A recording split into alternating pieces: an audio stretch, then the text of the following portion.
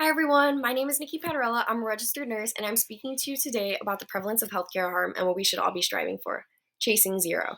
The idea behind the saying chasing zero focuses on reducing the risk of healthcare harm, including medical errors, medication errors, accidental harm and death, etc. This has always been a prevalent issue in healthcare and requires action in order to protect our patients. Individuals may not fully understand the significance of healthcare harm until it directly affects them or a loved one in their life. I'm speaking to you today to draw attention to this issue, not just because it has affected me personally or a loved one, but so it doesn't.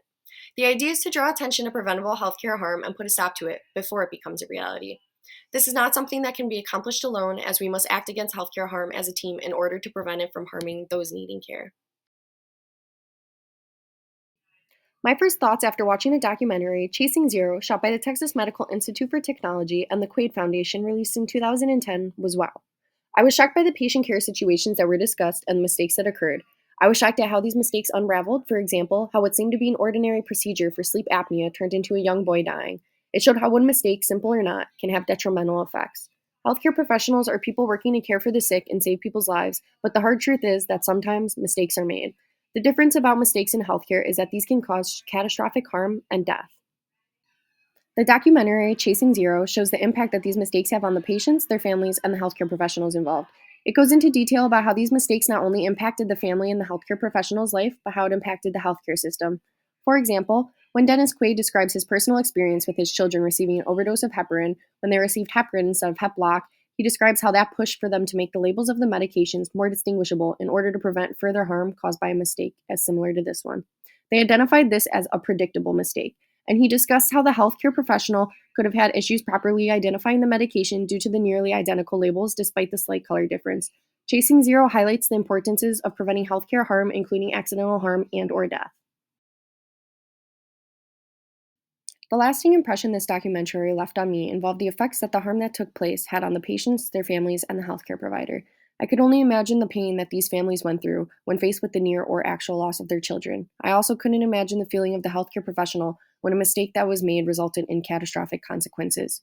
A big takeaway from this video is the prevalence of healthcare harm instances and the effects that it has on all involved. This highlights the importance of taking action against the potential harm in healthcare. I do believe that personal stories help individuals process certain events and serve as motivation to improve the current process of the way things are done. A personal story involving a preventable medical error involves my Aunt Deborah and my cousin Amber. When my aunt was delivering her child, the healthcare professionals used vacuum extraction.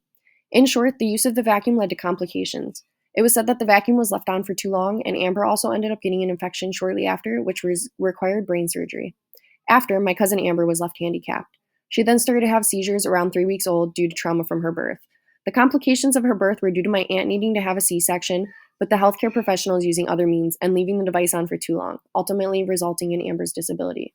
Amber can walk and run, but she cannot feed herself or communicate verbally, and she has the mentality of an infant. The situation resulted in a lawsuit and settlement against the doctor who delivered my cousin for malpractice. The sharing of errors in healthcare is crucial. It is a very tragic situation for all that are involved, but mistakes can happen due to human error. In healthcare, it's true, errors can lead to catastrophic harm and death. Some processes can be disrupted by human error, and that's why I believe institutions should take into consideration additional safeguards in situations where human error is preventable and predictable. If individuals are scared to share their errors, the end effect could be even more devastating as they try to conceal medical mistakes. According to Wolf and Hughes, 2008, reporting and disclosing errors and near misses warns other healthcare professionals about the potential risk of harm and provides opportunities to reduce the effects that are caused by these errors as well as prevent future errors. It is possible to chase zero and do our part in preventing healthcare harm, but we need everyone involved in order to make a change. Let's work as a team and act against preventable healthcare harm to make a difference.